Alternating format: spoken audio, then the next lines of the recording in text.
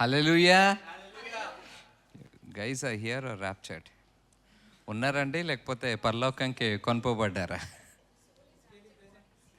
Soul is absent, body is present. Spiritually absent or present? Raptured. Spiritually raptured. Hallelujah, హల్లెలూయా.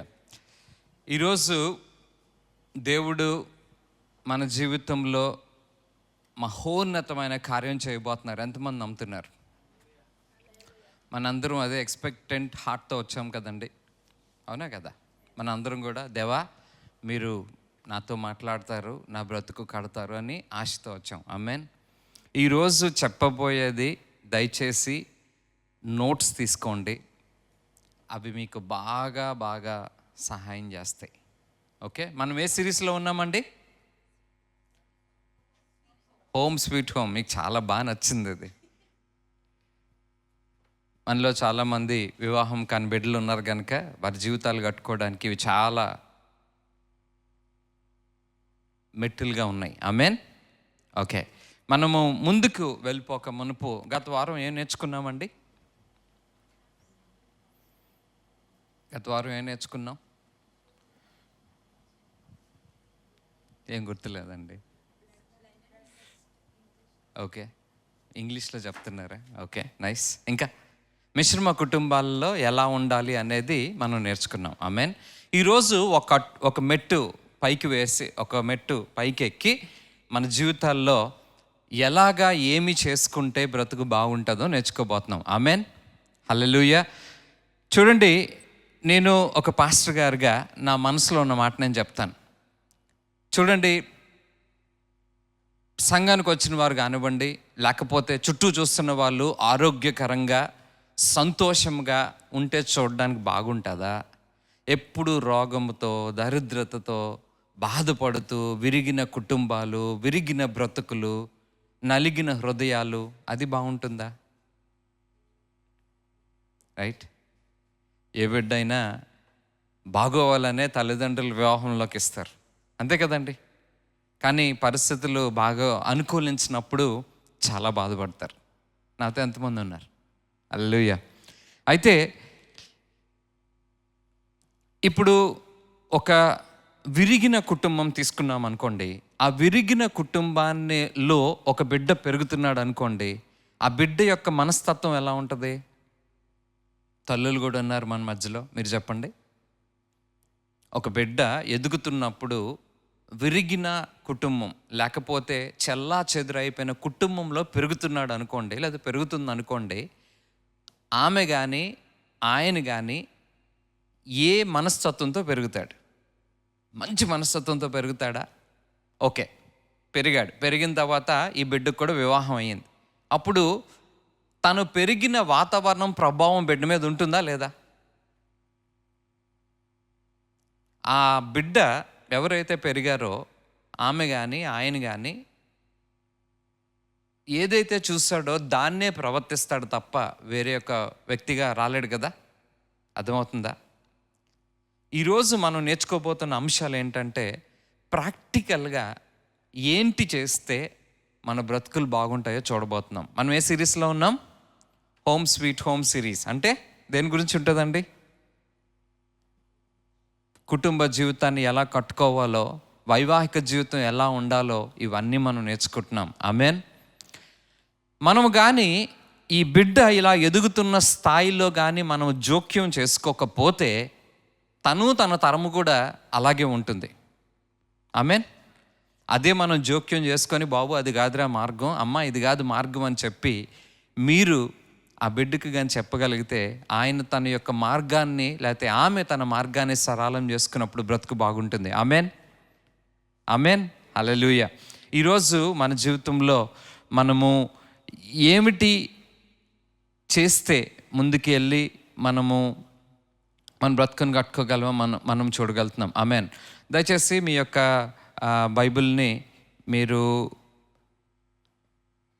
లూకా సువార్త 6వ అధ్యాయం 46-47 వచనాన్ని కనుక మీరు తీస్తే కనుక అక్కడ దేవుడు అంటారు, నేను చెప్పు మాటల ప్రకారం మీరు చేయక ప్రభువా ప్రభువా అని నన్ను పిలుచుట ఎందుకు అన్నారు. అందరూ బైబిల్స్ ఓపెన్ చేశారండి?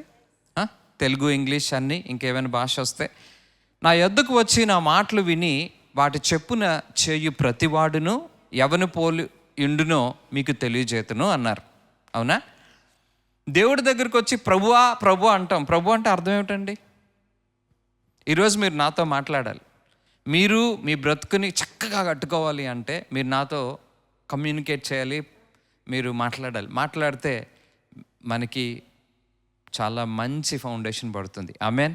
మంచి పునాది మీద మనం బ్రతుకు కట్టుకెళ్తాం. అగోండి లూకాసు వార్త 6వ అధ్యాయం 46, 47 ఇక్కడ ఇంగ్లీష్లో ఏముందంటే, అవును అయ్యగారు, ఇలాగే చేస్తాను అయ్యగారు అంటాం, ప్రభువా ప్రభు అంటాం. కానీ ఏం చేస్తున్నాం? వాక్యం ఏం సెలవిస్తుందండి? ప్రభువా అని నన్ను పిలువుట ఎందుకు అన్నారు దేవుడు. ఎందుకన్నారు ఈ మాట? ఎందుకన్నారు?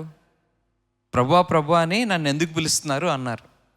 అంటే ప్రభువా అని పిలుస్తున్నాం కానీ దేవుడు చెప్పిన పని చేయట్లేదు. అసలు ప్రభువా అనడానికి అర్థం ఏమిటో తెలుసా అండి? ఎవరైనా చెప్పగలుగుతారా? ప్రభువా అనడానికి అసలు మూల అర్థం ఏమిటో తెలుసా? గ్రీక్లో ప్రభువా అంటే అర్థం క్యూరియాస్. ఏమంటారండి? క్యూరియాస్ అంటే అర్థము నేను సంపూర్ణముగా నీ యొక్క ఆధిపత్యానికి స్వీకరించుకుంటున్నాను. ఇంగ్లీష్లో చెప్పాలంటే 100% సరెండర్. అప్పుడు ప్రభువా అనడానికి అర్థం ఏమిటంటే మీ యొక్క ఆత్మ, ప్రాణ, శరీరాలన్నిటిని కూడా ఆయనకి లోబరుచుకుంటూ ఆయన యొక్క రాజరికానికి మీరు ఒప్పుకుంటున్నారు. ఆమేన్. ఇప్పుడు చెప్పండి, ఈ పదానికి అర్థం తెలుసుకున్న తర్వాత ప్రభువా అని మనం పిలుస్తున్నాం కదా, ప్రార్థన చేస్తున్నాం కదా, మన జీవితాల్ని సంపూర్ణంగా ఆయనకి లోబరుస్తున్నామా? ఒక్కసారి పునర్పరిశీలన చేసుకుందాం. హల్లెలూయా. అందుకే దేవుడు అన్నారు, మీరు ప్రభువా అని నన్ను పిలుస్తున్నారు కానీ నేను చెప్పిన మాట వినట్లేదు. ప్రభువా అంటే ఇంకొక అర్థం ఏమిటంటే నా హక్కులన్నిటి మీద సర్వాధికారం నీకున్నాయి. మన మధ్యలో లాయర్ గారు ఉన్నారు, ఆవిడకి బాగా అర్థమవుతాయి ఈ హక్కులు అవి. మనకు అంతగా తెలియదు కానీ మనకున్న ప్రతి హక్కు మీద కూడా ప్రభువా మీరే నా సర్వాధికారి అంటే, ప్రభువా మీరు ఎవరిని చెప్తే ఆ వ్యక్తిని నేను చేసుకుంటాను. ప్రభువా మీరు నన్ను ఏం చేయమంటే నేను అది చేస్తాను. హల్లెలూయా. అర్థమవుతుందా? ఆయన రాజరికానికి మనము అప్పచెప్పుకోవడం అంటే మన హక్కులన్నీ ఆయన చేతికి అప్పచెప్పడం. ఏమంటే నేను మాట అడుగుతాను. యోహాను సువార్త 16వ అధ్యాయం 13వ వచనంలో, జాన్ చాప్టర్ 16 verse 13లో ఏముంటుందంటే, పరిశుద్ధాత్మ లేకపోతే సత్య ఆత్మ వచ్చినప్పుడు మిమ్మల్ని సర్వసత్యములోకి నడిపిస్తారు. ఆమెన్. జరగబోయే వాటిని మీకు ప్రకటిస్తాడు. ఆమెన్. పరిశుద్ధాత్మ దేవునికి మన జీవితాల్ని అప్పచెప్పుకున్నప్పుడు ఏం జరుగుతుందండి? సర్వసత్యములోకి నడిపిస్తారు. మీరు అందరూ వయసుకు వచ్చిన వారు, మీకంటే ఒక్కరోజు చిన్నవారైనా మీ మనస్తత్వం ఎలా ఉంటుందంటే, మీరు అలాగా ఇప్పుడు నీళ్ళు ఉన్నాయనుకోండి, ఇక్కడ ఈ గ్రౌండ్ మీద వాటర్ ఉందనుకోండి, అలా వెళ్తుంటే మీరు ఏం చెప్తారు? జారి పడిపోతావు, జాగ్రత్త అంటారు. ఒక్కరోజు మేమే చిన్నవారైనా ఎందుకు చెప్తారు? జారి పడితే, యాక్సిడెంట్ అవుతే నానా పోటలు పడాలి, వద్దు బాబా అవన్నీ ఎందుకు నీకు, ఆ తలపోటు ఎందుకు, నువ్వు అసలు అటు వెళ్ళొద్దు అని చెప్తారు. అవునా కదా? ఇన్ ద సేమ్ వే మనుషులుగా మనకే ఇంత ఆశ ఉంటే పరిశుద్ధాత్మ దేవునికి మన మీద ఇంకెంత ఆశ ఉంటుంది. ఆయన దగ్గరికి వచ్చినప్పుడు మనల్ని ఎక్కడికి నడిపిస్తారండి? సర్వ సత్యములోకి నడిపిస్తాడు. ఆమేన్. హల్లెలూయా. పరిశుద్ధాత్మ దేవుడు మనల్ని సర్వ సత్యంలోకి నడిపించడమే కాకుండా జరగబోయే వాటిని చెప్తారు. అప్పుడు జరగబోయే విషయాలు ఆయన చెప్పినప్పుడు మనం ప్రమాదం నుంచి తప్పించుకోగలమా? అక్కడే ఉంటామా? ప్రమాద హెచ్చరికలు అని చెప్పి చూస్తాం. మనం లాస్ట్ వీక్లో కూడా చూసుకున్నాం. సో మనం ఏం చూసుకున్నాం? జరగబోయే సంగతులను దేవుడు మనకి ప్రకటిస్తూ మనము ఈ యొక్క ప్రమాదాలని తప్పించుకోవడానికి ఆయన మనకి సహాయం చేస్తున్నారు. ఆమేన్. ఆమేన్. ఈ సిరీస్ వింటున్న వారందరికీ కూడా అయితే వారి జీవితంలో మాట విని అభివృద్ధిలోకి వెళ్తారు, లేదా వారి యొక్క జీవితాన్ని పాడు చేసుకుంటారు. ఎంతమంది ఒప్పుకుంటారు ఈ స్టేట్మెంట్ని? అయితే వారి జీవితాన్ని అభివృద్ధి చేసుకొని పదోన్నతిని పొందుతారు, లేదనుకోండి వారి జీవితంలో ముందుకు వెళ్లకుండా అక్కడే నిలిచిపోయి లేదా దిగజారే స్థితికి వెళ్తారు. ఎందుకు ఈ మాట అంటున్నానంటే, నేను ఎంత బాగా మీకు ప్రజెంట్ చేస్తున్నానో లేదా నేను ఎంత బాగా మీతో మాట్లాడుతున్నానో అన్నది కాదండి. విన్న మనము, మీరు నేను కూడా ఎంతవరకు దేవుడు చెప్పిన మాటకి లోబడుతున్నాం, ఎంతవరకు దేవుడు మనకి మాట్లాడుతున్న మాటకు లేకపోతే ఆయన ఇచ్చిన ప్రోత్సాహానికి ప్రతిస్పందనగా మనము మన జీవితాలని అప్పచెప్తున్నాం. అందరికీ కూడా శబాష్ అంటే చాలా నచ్చుతుంది, అవునా? దేవుడు వెల్డన్ అన్నారు అనుకోండి, ఎలా ఉంటుంది మీకు? ఎలా ఉంటుంది? గుడ్ జాబ్ అన్నారు అనుకోండి, ఎలా ఉంటుంది? బాగా చేసావు అంటే ఎలా ఉంటుంది? చెప్పండి, మీరు మాట్లాడాలి నాతో. ప్రభు గారు చెప్పారనుకోండి, భలే చేసావు అంటే ఎలా ఉంటుంది? చాలా బాగుంటుంది. అబ్బా, మీ మొఖాలన్నీ 1000 words బల్బులా వెలిగిపోతున్నాయి. అదే ఇది చెయ్యకు అంటారు. అన్నం తినడం మనకి బాగా ప్రీతి, దేవుడు అన్నారు తినొద్దు అన్నారు. అప్పుడు ఎలా ఉంటుంది? మనకి బాధ వస్తుంది. అది రియాలిటీ, అది అవునా కదా? చక్కగా నవ్వుతున్నారు, మీ అందరిని బట్టి దేవునికి వందాలి. హల్లెలూయా. అదే దేవుడు ఎవరితోనో సంబంధంలో ఉన్నాం మనం, ఆ సంబంధం వద్దు అంటారు. ఎలా ఉంటుంది మనకి? ఎలా ఉంటుందండి? హల్లెలూయా, హల్లెలూయా. చెప్పాలి. బాధగా ఉంటుందా, సంతోషంగా ఉంటుందా? అమ్మో అమ్మో, ఎక్స్ప్రెషన్ అదే కనిపించింది నాకు. వీడియోస్ మీ మీదకి తిప్పితే అప్పుడు అర్థమవుతుంది. అమ్మో ప్రభా, ఎంత మాట అన్నావు ప్రభా, ఎంత మాట అన్నావు. దేవుడు మనకి హెచ్చరించినప్పుడు దాన్ని ఎంత తీవ్రంగా తీసుకుంటున్నాం అనేది చాలా ప్రాముఖ్యం. హెచ్చరికలు ఎప్పుడైనా సరే మన భవిష్యత్తుని కొడతాయి తప్ప మనల్ని నాశనం చేయవు. Amen, amen. నేను మనం ఎప్పుడైనా సరే అండి మంచి నిర్ణయం తీసుకొని జీవితంలో అడిగేయాలి, అవునా కదా? లేకపోతే 10 నిర్ణయాలు ఒకసారి తీసేసుకొని అన్నిట్లోని తలబెట్టగలుగుతామా? ఈరోజు కూడా మీరు మంచి నిర్ణయం తీసుకొని బయటికి వెళ్తున్నారు. Amen, amen. దేవుడు చెప్పిన మాటకు ఆమెన్ చెప్తున్నారు. ఆమెన్. మనం అందరిలాగా కాకుండా 100% మన జీవితాలని దేవునికి సమర్పించి ముందుకు వెళ్తున్నాం. Amen, amen. మన అందరం కుటుంబం. ఆమెన్. చర్చి కంటే మించి మనం కుటుంబమై ఉన్నాం. ఆమెన్, హల్లెలూయా. ఎవరో మహానుభావుడు ఈ మాట రాశాడు, ప్రజలు తన భవిష్యత్తును నిర్ణయించుకోరు. ఒప్పుకుంటారా? అందరూ సందిగ్ధంలో పడ్డారు. ప్రజలు తన భవిష్యత్తుని నిర్ణయించుకోరు, వారు తమ అలవాట్లని నిర్ణయిస్తారు. ఆ అలవాట్లు వాడి భవిష్యత్తుని నిర్ణయిస్తాయి. అంతమంది ఒప్పుకుంటారు. మనిషి భవిష్యత్తు వాడి అలవాట్ల మీద ఆధారపడి ఉన్నాయి. అలవాటు అంటే ఏంటి? హ్యాబిట్ అంటే ఏంటి? టీచర్స్ ఉన్నారు మన మధ్యలో, ప్రొఫెషనల్స్ ఉన్నారు, మీరు చెప్పాలమ్మా, చెప్పాలి. అలవాటు అంటే ఏంటి? What is a habit? దినచర్య. బాగా చెప్పారు అమ్మగారు. ఇంకా తప్పేం కాదు. No answer is wrong answer. ఏ ఆన్సర్ తప్పు ఆన్సర్ కాదు. ప్రతి ఆన్సర్కి ఒక వాల్యూ ఉంటుంది. ప్రతి ఆన్సర్కి కూడా ఒక విలువ ఉంటుంది. చెప్పండి, మీ వ్యూస్ చెప్పండి నాకు. What is a habit? ఒక ఏంటండి? లైఫ్ స్టైల్, జీవన శైలి. ఇంకా అమ్మా, ఇష్టంతో ఎక్కువగా చేసేది. వండర్ఫుల్. ఇంకా నేను ఇంకొక మాట చెప్తాను, తెలియకుండా చేసేది. అంటే పొద్దున్న లేస్తున్నారమ్మా, ఇష్టంతో ఉన్నా లేకపోయినా బ్రష్ చేసుకుంటాం, అవునా కదా? దట్స్ ఎన్ అలవాటు, that's a habit, that's a habit, right? దయచేసి గమనించండి, హ్యాబిట్స్ మీద నేను కొంచెం సమయాన్ని గడుపుతాను. తరచుగా క్రమముగా తప్పకుండా చేసేది, క్రమం తప్పకుండా చేసేది. కొన్నిసార్లు దాన్ని చేస్తున్నామని తెలియకుండా చేస్తాం.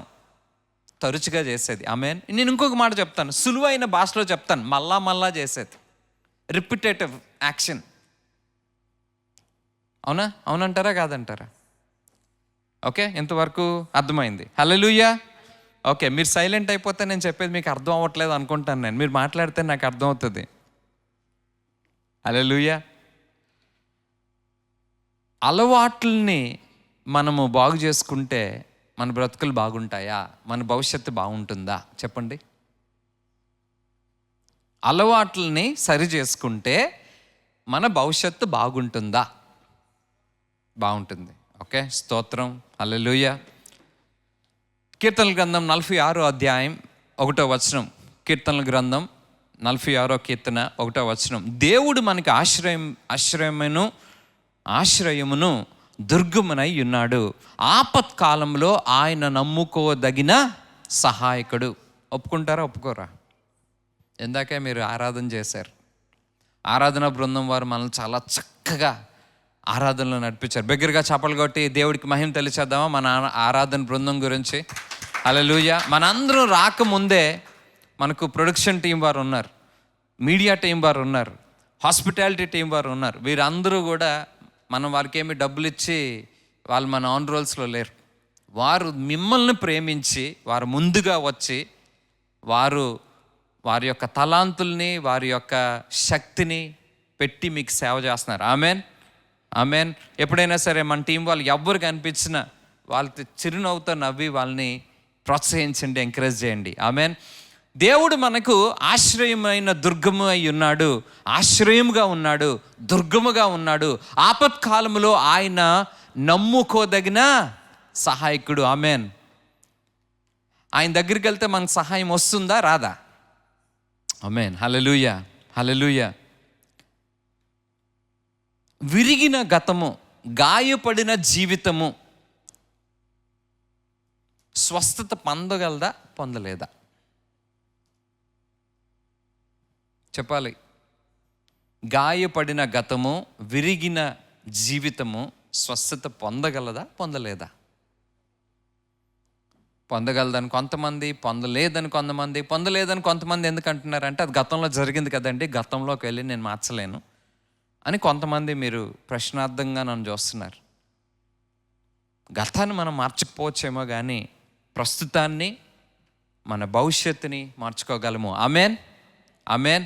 మనం తీసుకున్న నిర్ణయాలు మన జీవితాన్ని ముందుకు నడిపిస్తాయి. ఆమెన్, హల్లెలూయా. 1 యోహాను 1:9 ఏముంది? చదవండి ఎవరైనా. ఫాస్ట్గా. యోహాను రాసిన మొదటి పత్రిక 1వ అధ్యాయం. మన పాపములను మనము ఒప్పుకొనని ఎడల, కొనిన ఎడల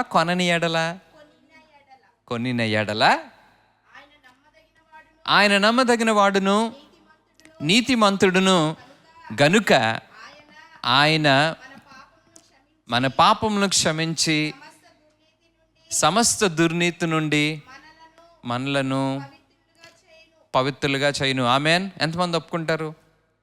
మన పాపములను మనము ఒప్పుకొనిన ఎడల ఆయన నమ్మదగిన వాడును, నీతిమంతుడు గనుక ఆయన మన పాపములను క్షమించును. ఆమెన్.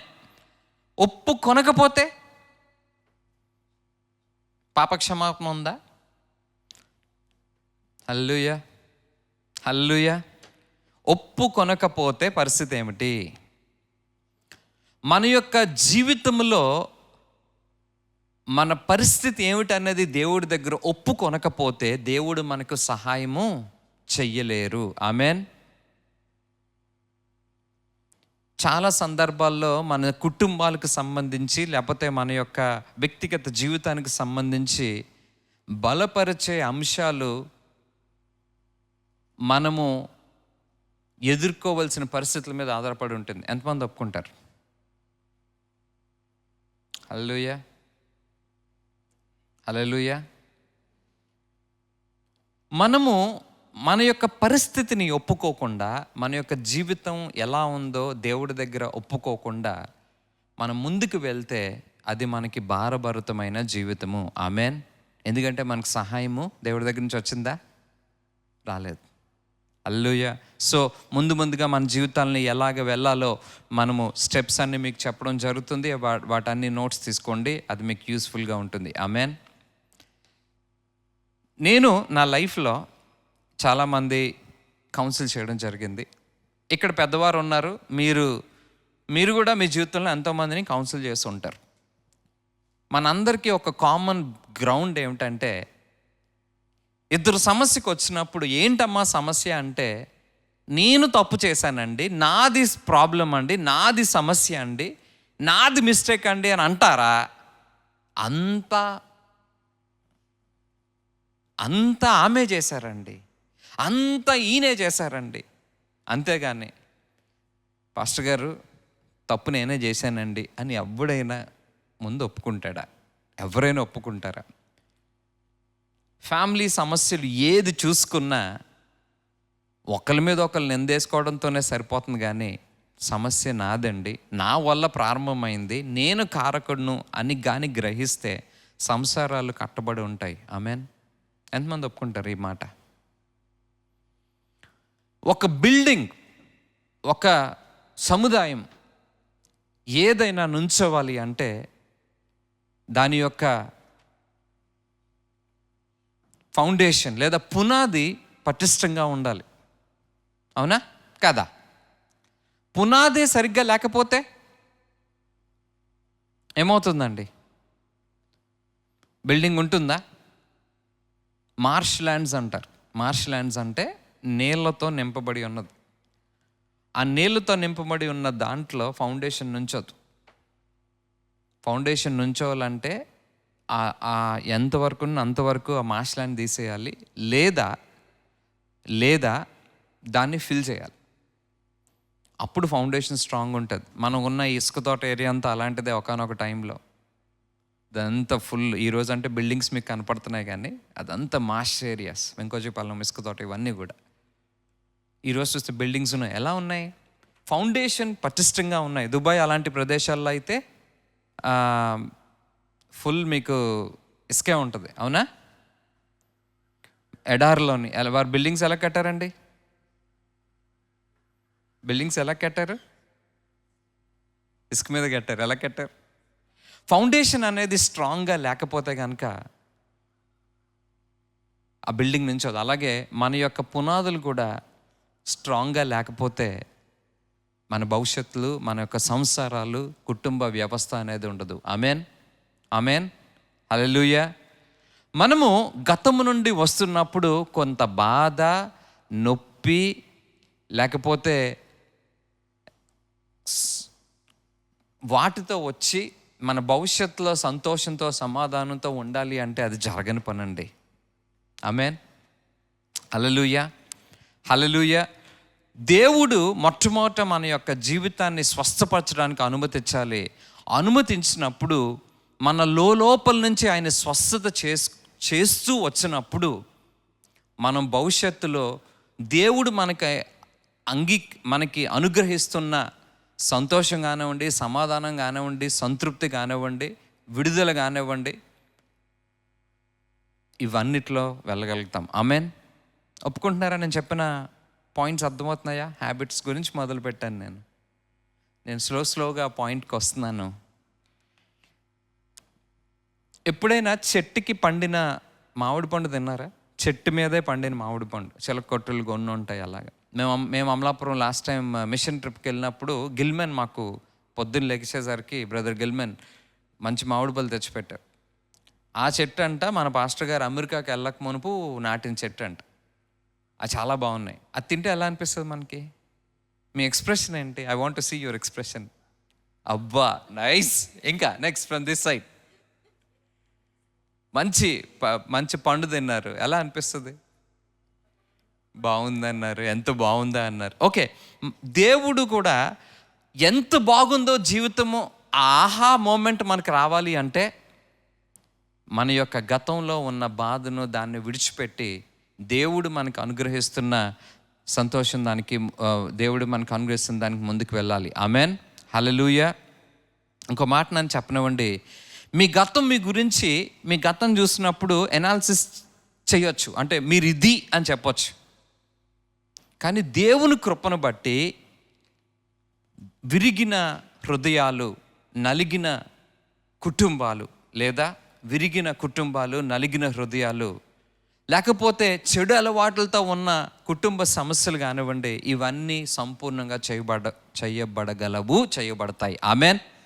ఒప్పుకుంటారా అండి? మీ గతము మీ గురించి మాట్లాడినప్పుడు ఈమె ఇదండి, ఈయన ఇలాగండి అని అనొచ్చు. కానీ దేవుడు కృపకి మీ జీవితాన్ని అప్పగించుకున్నప్పుడు మీ నలిగిన బ్రతుకును కూడా ఆయన కట్టగలడు. ఆమెన్. గుండె చెదిరిన వారిని, కీర్తన 147:3 గుండె చెదిరిన వారిని బాగు చేయువాడు, వారి గాయములు నయము చేయువాడు ఆయనే. ఆమెన్. ఆమెన్. ఏమని చెప్దాం? మనందరూ నోటితో ఒప్పుకుందాం, దేవుని కృప. నాతో అనండి, దేవుని కృప నా గతము కంటే గొప్పది. అవునా కదా? దేవుని కృప మార్చలేని నా గతము కంటే గొప్పది. ఆమెన్. హల్లెలూయా. నేను విరిగిన స్థితిలో ఉండొచ్చేమో కానీ బాగు చేయలేనంత స్థితిలో లేను. ఆమెన్. దేవుడు నా యొక్క విరిగిన బ్రతుకు, నలిగిన హృదయాన్ని, విచ్ఛిన్నమైన కుటుంబ జీవితాన్ని బాగు చేయగలడు. ఆమెన్. నేను బాగు చేయలేనంతగా లేను. ఆమెన్.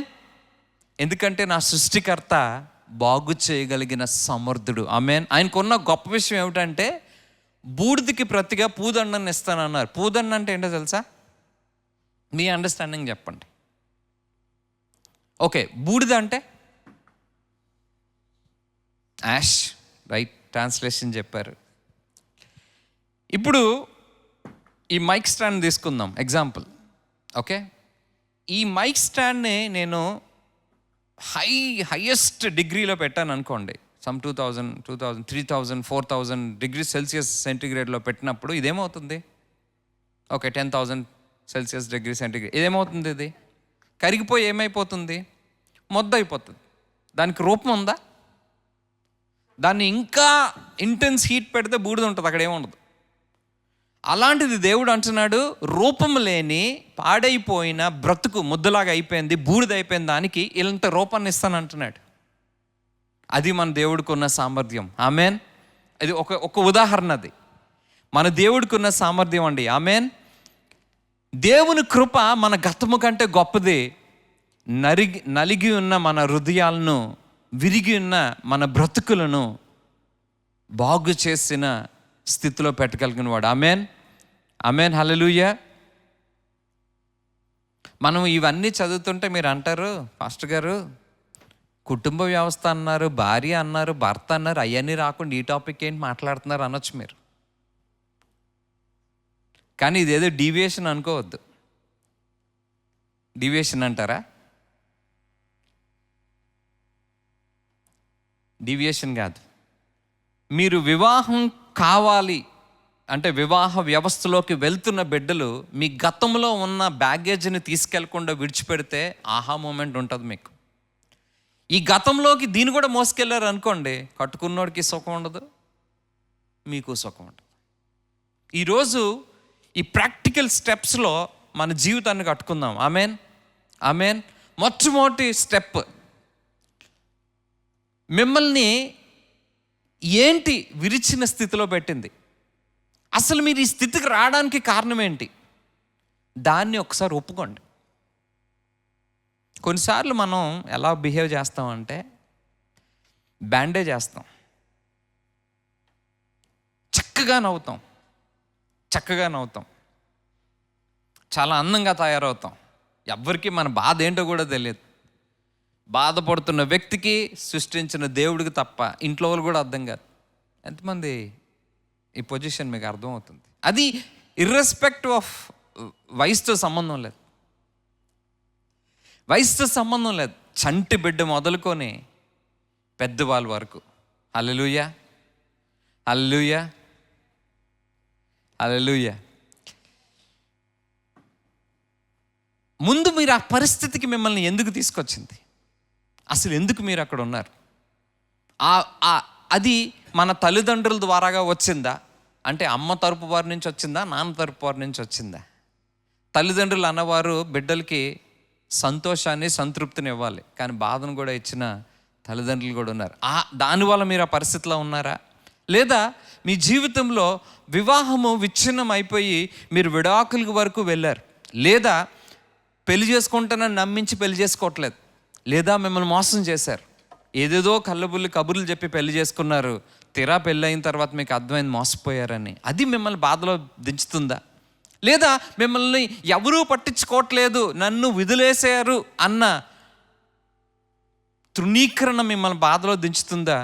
లేదా ఎవరికీ తెలియకుండా మీకు మాత్రమే తెలిసిన విషయం కుటుంబాలుగా మిమ్మల్ని ఎవరైనా వేధించారా?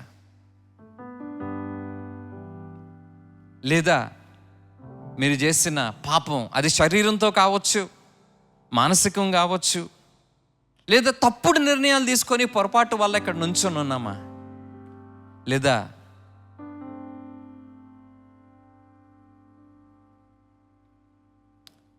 అబార్షన్స్. ఏంటి మిమ్మల్ని ఈ స్టేజ్కి తీసుకొచ్చింది? ఆ స్టేజ్ ఏంటో మీకు బాగా తెలుసు. ఆమెన్. నేను మాట్లాడుతున్నాను మీతో, అర్థమవుతుంది అనుకుంటున్నాను నేను. మీరు చెడ్డవారు కాదండి, పరిస్థితులు మిమ్మల్ని అక్కడ తీసుకొచ్చాయి. ఆమెన్. ఆ తప్పు చేయడానికి మిమ్మల్ని అక్కడ తీసుకొచ్చాయి. నేను ఇంకో మాట చెప్పనా, అదే నీ పరిస్థితి అయితే యేసు ప్రభు వారు ఏ దృష్టిలో మిమ్మల్ని చూస్తున్నారో అలా చూడండి. యేసు ప్రభు వారు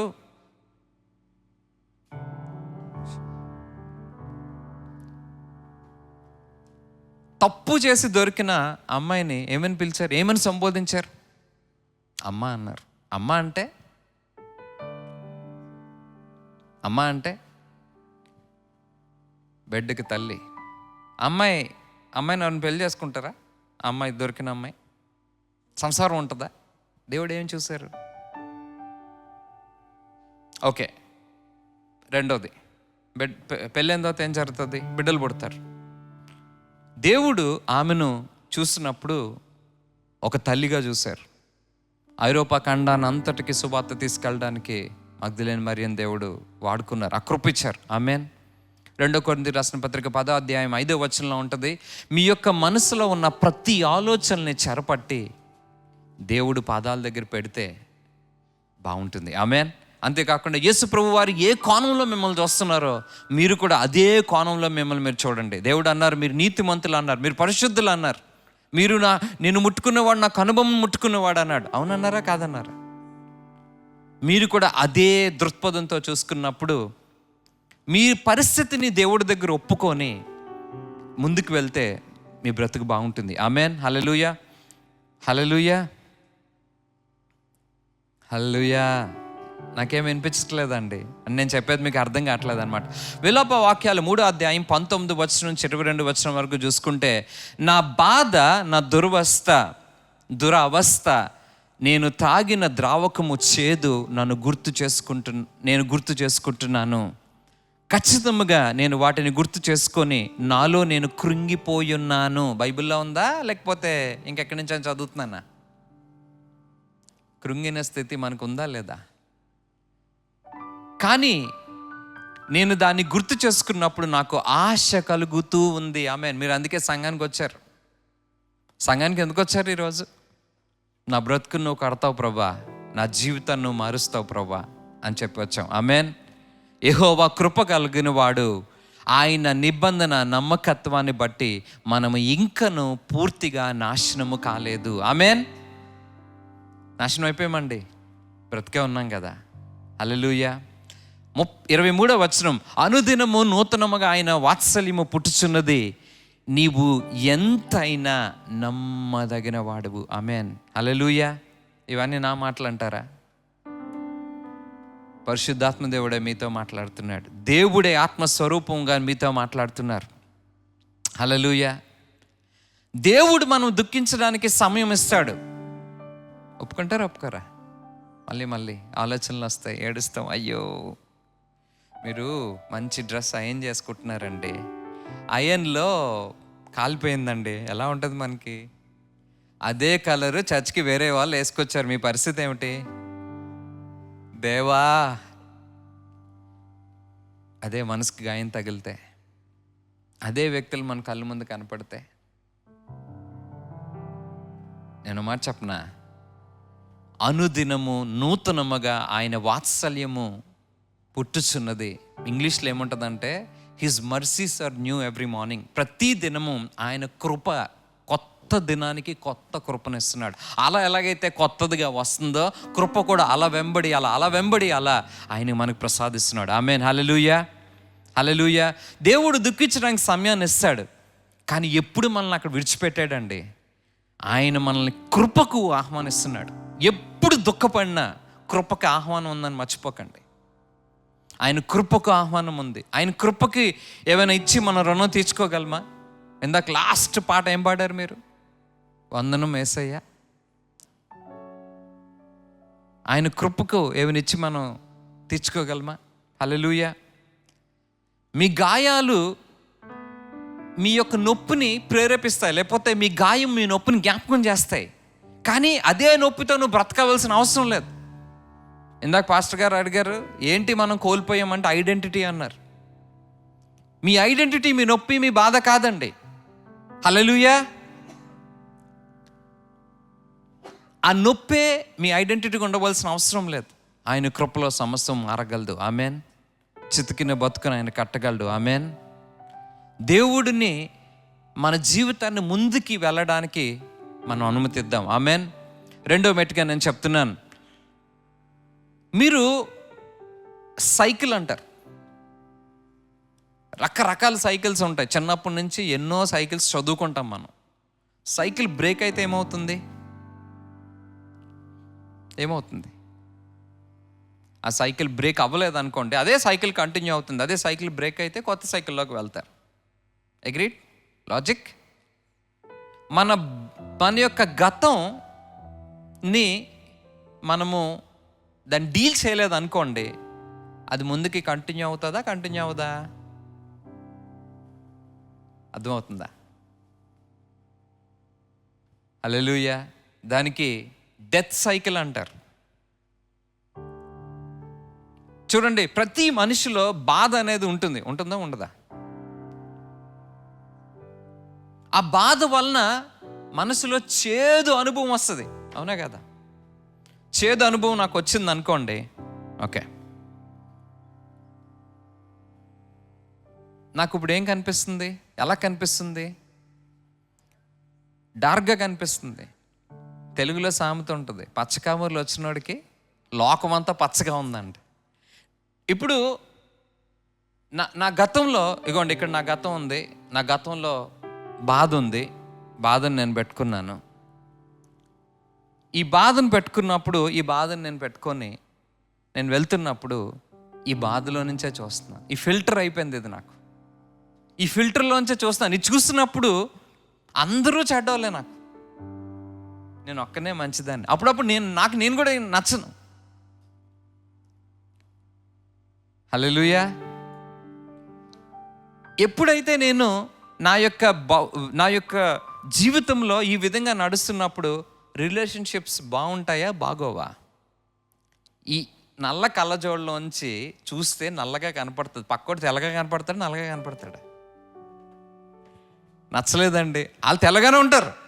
నచ్చలేదండి, నల్లగా ఉన్నాడు అంటాం మనం. హల్లెలూయా. దేవుడు మీ యొక్క అంతరంగంలో, హెబ్రీయులకు రాసిన పత్రిక 12:15 ఆయన అంటున్నారు కదా, మీ యొక్క మనస్సులో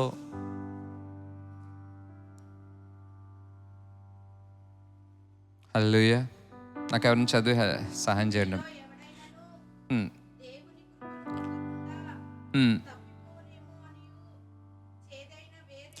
చేదైన వేరు ఏదైనాను మొలిచి,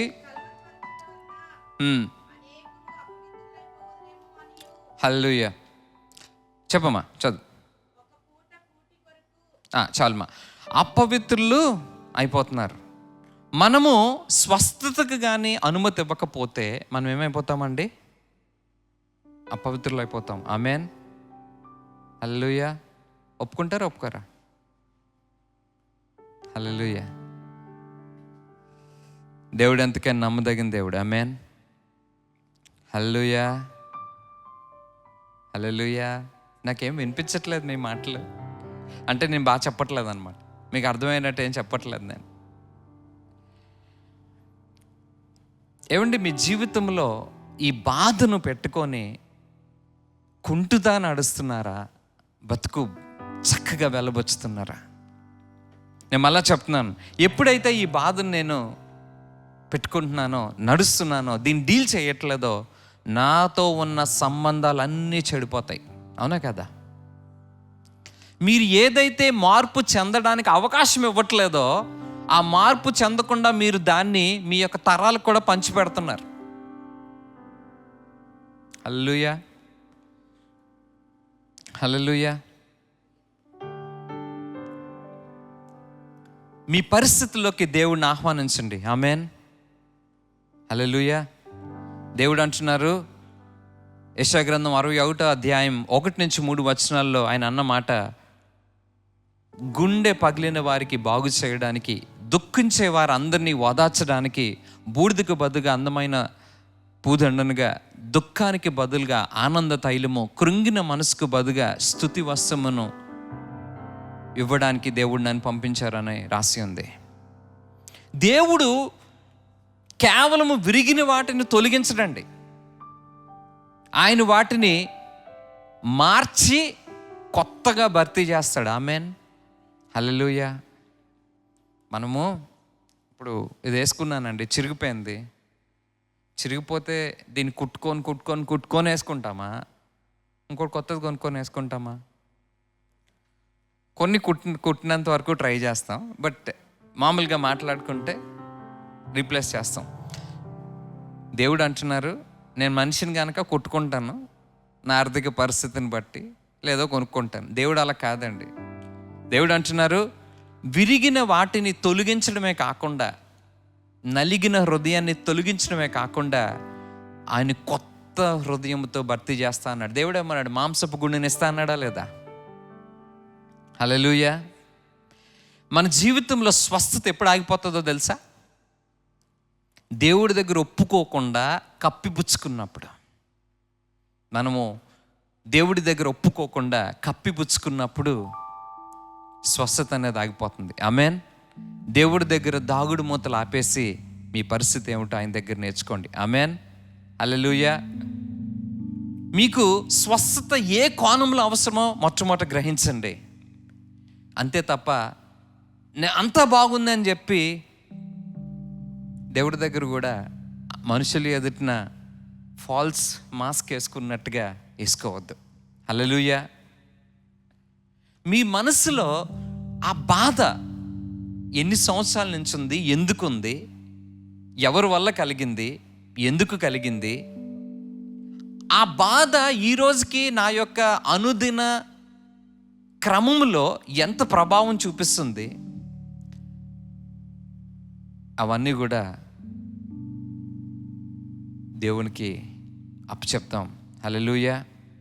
మళ్ళా చూద్దాం, కీర్తన 34:18 ఉంటుంది, విరిగిన హృదయాలకి ఆయన చాలా దగ్గరగా ఉన్నాడు, సమీపంగా ఉన్నాడు. ఆమేన్, అవునా కాదండి? ప్రభువు విరిగిన హృదయం గలవారికి దగ్గరగా ఉన్నాడు. ఆయన ఆత్మలో నలిగిన వారిని రక్షిస్తున్నాడు. ఆమేన్, ఆమేన్, హల్లెలూయా. ఆయన రక్షిస్తున్నారా లేదా అండి? మీ జీవితంలో ఏంటి మిమ్మల్ని మళ్ళా స్థితికి తీసుకెళ్తుంది? ఆ ప్యాటర్న్ ఏంటి గ్రహించండి. హల్లెలూయా. ప్యాటర్న్ గ్రహించి పరిశుద్ధాత్మ దేవుడికి అనుమతినివ్వండి. ఆ ప్యాటర్న్స్లోకి వెళ్ళకుండా దేవుడు మీ కృప చూపిస్తాడు. ఆమేన్, హల్లెలూయా. ఆఖరుగా ఆ వ్యక్తులని క్షమించండి. ఆ వ్యక్తులు వచ్చి మీకు సారీ చెప్పకపోయినా, నన్ను క్షమించు అని వారి గ్రహింపులో వచ్చి మీ పాదాలు పట్టుకోకపోయినా, చాలాసార్లు మనకి ఎలా ఉంటుందంటే, అది వచ్చారి చెప్పాలి నాకు తప్పు. కొన్నిసార్లు మన వైపు ఉండొచ్చు, తాళ్ళ వైపు ఉండొచ్చు. ఎఫెసీయులకు రాసిన పత్రిక 4వ అధ్యాయం 31-32 వచనాల్లో మనం ఇందాకే చూసుకున్నాం. అన్ని రకములైన చేదు, కోపము, ఆగ్రహము, కఠినమైన మాటలు మరియు అన్ని రకములైన చెడ్డ ప్రవర్తన, అపనిందలు, వీటన్నిటిని విడిచిపెట్టండి. అదే ఉందా బైబిల్లో మీది? బదులుగా ఒకరికొకరు దయ కలిగిన వారై సున్నిత హృదయము కలిగి ఉండుడి. క్రీస్తు ద్వారా దేవుడు మిమ్మల్ని క్షమించినట్లే ఒకరినొకరు క్షమించుకోండి. ఏమండి, ఈరోజు దేవునికి ఆ వ్యక్తులను మనం క్షమిద్దామా? ఏమండి, మీకు మాట చెప్పనండి. యెషయా గ్రంథం 58వ అధ్యాయం 12వ వచనంలో దేవుడు అంటున్నారు, పూర్వకాలములో పాడైన పునాదులను, స్థలములను నీవు కట్టెదవు, క్రిందట పాడైన పునాదులను నీవు మరలా కట్టెదవు. బైబిల్ అదే ఉందా లేదా? అంటే దాని అర్థం ఏంటి? నీవు నీ యొక్క గతాన్ని దేవుడి దగ్గర విడిచిపెట్టకుండా, గతాన్ని మోసుకుంటా ప్రస్తుతం నుంచి భవిష్యత్తులోకి వెళ్తే ఇది నిన్నొక్కల్ని ఎఫెక్ట్ చేయదండి. ఇది మీ బిడ్డల్ని, మీ తరాలను కూడా ఎఫెక్ట్ చేస్తుంది. ఆమెన్, హల్లెలూయా. స్వస్థత అనేది మీ ఒక్కరికే సంబంధించింది కాదు. అది మీకు, మీ బిడ్డలకు, మీ భాగస్వాములకి, మీరు ఉంటున్న సమాజానికి, మీ యొక్క తరతరాలకి. ఆమెన్, ఒప్పుకుంటారా లేదా? హల్లెలూయా. చూడండి, దేవుడు బ్యాండేజ్ చేసే పనిలో లేరండి. హల్లెలూయా. దేవుడు బ్యాండేజ్ చేసిన పనిలో, కవరప్ చేసే పనిలో లేడు.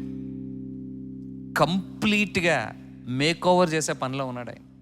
అది కూడా సంపూర్ణంగా పునరుద్ధరించే పనిలో ఉన్నాడు ఆయన. హల్లెలూయా, హల్లెలూయా. దేవుడి దగ్గరికి వచ్చి, ఇంకా ప్రభువా, ఇంక నేను ఇది కాదు ప్రభా నా పరిస్థితి, ఇది కాదు ప్రభా నా పరిస్థితి, నేను నీ దగ్గరికి వచ్చి ఒప్పుకుంటున్నాను ప్రభా. బాధ, నొప్పి, ప్రతి విధమైన తృణీకరణ, అది ఏదైనా పేరు పెట్టండి. దేవుడి దగ్గర వచ్చి ఒప్పుకున్నప్పుడు మనం ఏమవుతామండి? ఎవడైనా క్రీస్తునందు ఉన్న యెడల వాడు ఏమవుతాడు? వారు ఏమవుతారు? నూతన సృష్టి అవుతారు. ఆమెన్. దయచేసి అందరం లేచి నుంచుందాం. నేను మీకోసం ప్రార్థన చేస్తాను.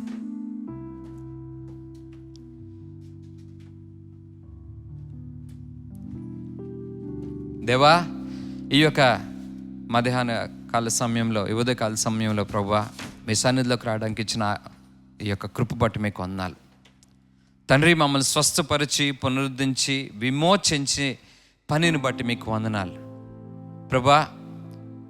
మేము పడిన నష్టం బట్టి మీరేమీ చేయలేని అయ్యయ్యో అన్న పరిస్థితిలో మీరు లేరు.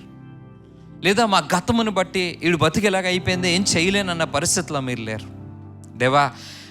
మా జీవితంలో విరిగిపోయిన మొక్కలన్నిటిని కూడా, మేము దాచిపెట్టుకుంటున్న మొక్కలన్నిటిని కూడా దేవా నువ్వు బాగు చేయగలిగిన దేవుడివి దేవా. ఈరోజు ఈ విరిగిపోయిన నా గతము నుండి ఆ మొక్కల్ని తీసుకొచ్చి నేను ముందు పెడుతున్నాను. నా నలిగిన హృదయాన్ని, విరిగిన బ్రతుకుని నేను ముందు తీసుకొస్తున్నాను ప్రభా. ఇప్పుడు వరకు ఆ యొక్క గాయాలకి తైలము కానీ ఆ గాయాలు ఒత్తపడలేదు ప్రభా.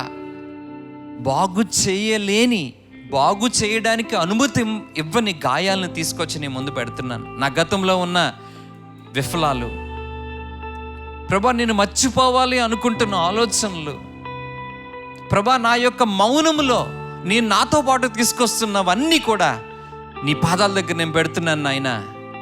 ప్రతి దాగి ఉన్న గాయము మచ్చ, ప్రతి దాగి ఉన్న సిగ్గు ప్రభా, ప్రతి క్షణము అనుక్షణము నన్ను వెంటాడుతున్న సంగతులు దేవాని ముందు పెడుతున్నా. నన్ను స్వస్థపరచండి. హల్లెలూయా దేవా. నా యొక్క లోతుల్లో ఉన్న, దాచిపెట్టి మూసివేసి ఉంచున్న ప్రతి పరిస్థితులను, నా వ్యక్తిత్వాన్ని నీ ముందుకు నేను తీసుకొస్తున్నాను నాయన. దాన్ని స్వస్థపరచండి ప్రభా. నాలో పేరుకుపోయిన విషయాన్ని వేలతో సహా పెకిలించండి. నా యొక్క మనసును, నా యొక్క ఇతరులతో ఉన్న సత్సంబంధాన్ని, నా యొక్క విలువను తగ్గిస్తూ ఉన్న ప్రతి ఆలోచనని, ప్రతి ఒక్క ఇన్ఫెక్టెడ్ థాట్స్ని నేను ముందుకు తీసుకొస్తాను. దేవా, నా జీవితాన్ని, నా ఇల్లుని కడుతున్న ఈ పునర్ప్రక్రియ కార్యక్రమంలో దేవా నాకు సహాయం చేయండి. దేవా, ప్రతి అబద్ధాన్ని నా జీవితంలో తీసివేయండి. దేవా, సత్యముతో దాన్ని మీరు నింపండి నాయన. ప్రభా, రాజీ పడిపోయిన ప్రతి విధమైన పరిస్థితుల్లో నుంచి, విజయంలో నుంచే కృపను నాకు అనుగ్రహించండి. ప్రభా, భయము స్థానంలో విశ్వాసంతో నన్ను నింపండి. బాధ నొప్పిలోని నాకు స్వతంత్రాన్ని, విడుదలను దయచేయండి. ప్రభా, నేను క్షమించలేని వ్యక్తులు, క్షమించలేని పరిస్థితులు, నాకు నేను క్షమించుకోలేని స్థితిగతులన్నిటిని ముందు పెడుతున్నాను. క్షమించగలిగిన స్థితిని నాకు దయచేయండి. ఇప్పుడు వరకు ఇన్ని సంవత్సరాలు ఏదైతే పట్టుకొని ఉన్నానో నాయన, దాన్ని విడిచిపెట్టడానికి కృపనివ్వండి. అదే సమయంలో నీ కృప నా జీవితంలో బలోపేతము చేసి నన్ను స్వస్థపరచండి నాయన. తండ్రి, నా గతము కంటే నా భవిష్యత్తు బాగుంటుందని నేను నమ్ముతున్నాను నాయన. నా శక్తిని బట్టి కాదు, నా బలమును బట్టి కాదు నాయన, కేవలం నీ బట్టి, నీ వాత్సల్యమును బట్టి, నీ గుణశీలమును బట్టి నా భవిష్యత్తు బాగుంటుందని నేను నమ్ముతున్నాను నాయన. నాయన, నీవు మాస్టర్ బిల్డర్ అయి ఉన్నావు దేవా, నువ్వు ప్రధాన శిల్పి అయి ఉన్నావు. నా జీవితంలోకి, నా యొక్క అంతరంగంలో ప్రతి గదిలోకి నీకు నేను ఫుల్ యాక్సెస్ ఇస్తున్నాను ప్రభా. అన్ని రంగంలోకి వెళ్ళడానికి నీకు అనుమతినిస్తున్నాను. ఎస్పెషల్లీ నలిగిన ప్లేసుల్లోకి వెళ్ళి నువ్వు బాగు చేయడానికి నీకు అనుమతిస్తున్నాను నాయన. ప్రభా, చెదిరిపోయిన కలలు, విరిగిన హృదయం, నలిగిన పరిస్థితుల్లో కూడా నేను ఆహ్వానిస్తున్నాను ప్రభా. ప్రభా, నువ్వు ఏమి చేయగలవో దానికి నేను అనుమతిస్తున్నాను నాయన. ప్రభా, ఈ స్వస్థత ప్రక్రియలో ఒక సాక్ష్యం రావాలని ఆశపడుతున్నాను ప్రభా. నా జీవితంలో నుంచి ఒక వెలుగుబడి ఇతర జీవితంలో నలిగిన బ్రతుకుని ఓదార్చే పరిస్థితిలోకి నా బ్రతుకు ఉండాలని ఆశపడుతున్నాను. యేసు నామములో ప్రార్థన చేస్తున్నాను తండ్రి.